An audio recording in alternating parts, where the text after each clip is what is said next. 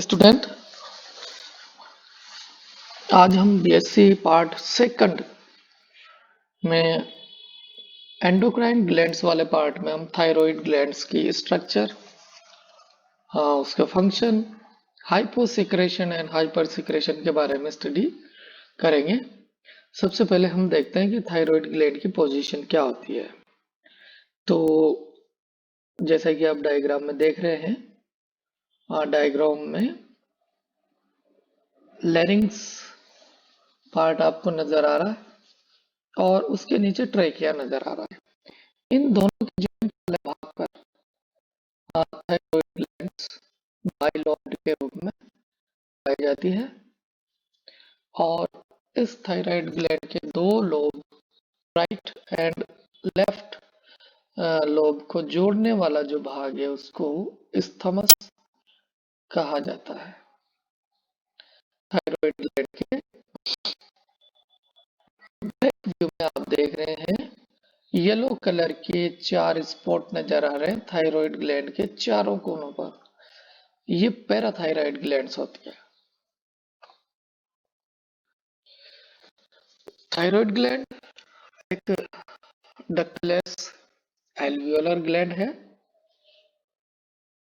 और यह just below Adam's apple के जस्ट बिलो में होती है। एडम्स एप्पल, जिसे हम सामान्य भाषा में टेटवा भी कहते हैं, उसके तुरंत नीचे होती है और इसकी शेप जो है वो बटरफ्लाई जैसी होती है। दो लोब होते हैं और जैसा कि हमने डायग्राम में देखा, इस्थमस के द्वारा ये जुड़े होते हैं।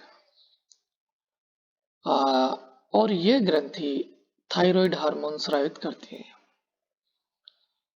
Thyroid epithelia from follicle filled with colloid, a protein-rich reservoir, the material needed for thyroid hormone production. These follicles range in size from 0.0 to 2.3 millimeter, and the epithelium may be simple cuboidal or simple columnar cells. In the space between the follicle, parafollicular cell can be found.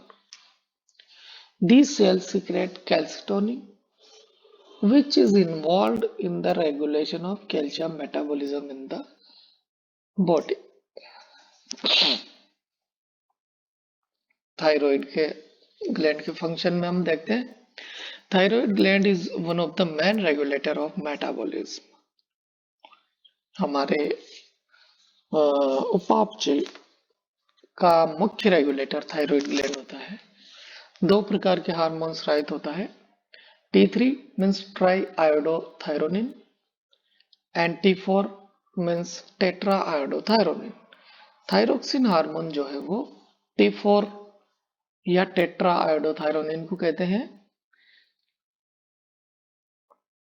High level of them typically cause the process of occur faster or more frequently. Metabolic processes increased by thyroid hormone.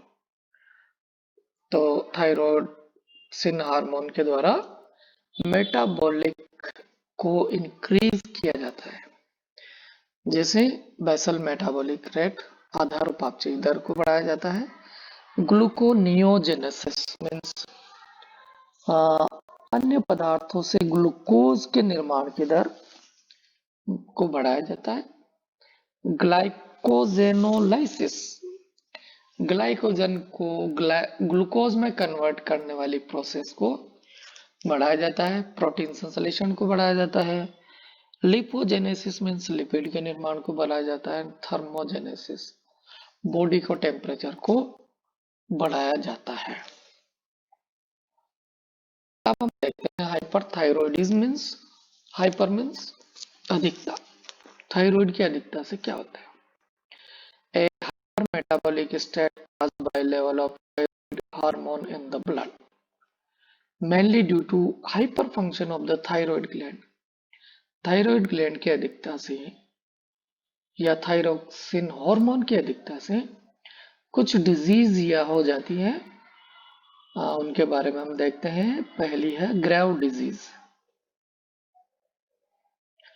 Immunoglobulin G antibodies latch to the TSH receptor and inappropriately stimulate the thyroid gland. Thyroiditis, an inflammatory response that initiates the release of thyroid hormone.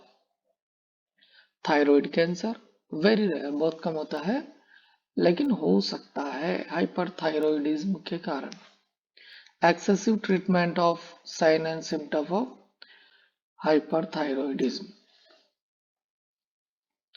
Hypothyroidism means thyroxine hormone की कमी से। Goitre means गलगंट रोग, painless enlargement of thyroid caused by dietary deficiency of iodine। Iodine की कमी से गले का भाग जो है वो फूल जाता है, बड़ा हो जाता है, जिसे हम गलगंट या गोइटर रोग कहते हैं। हाइपोसिक्रेशन ड्यूरिंग अर्ली डेवलपमेंट में रिजल्ट इन क्रिटिनिज्म। जब शिशु अवस्था में ही थायरोक्सिन हार्मोन की कमी हो जाती है या हाइपोथायरॉयडिज्म होता है, तो फिर क्रिटिनिज्म रोग बच्चों में हो जाता है। इस रोग में उनकी वृद्धि रुक जाती है।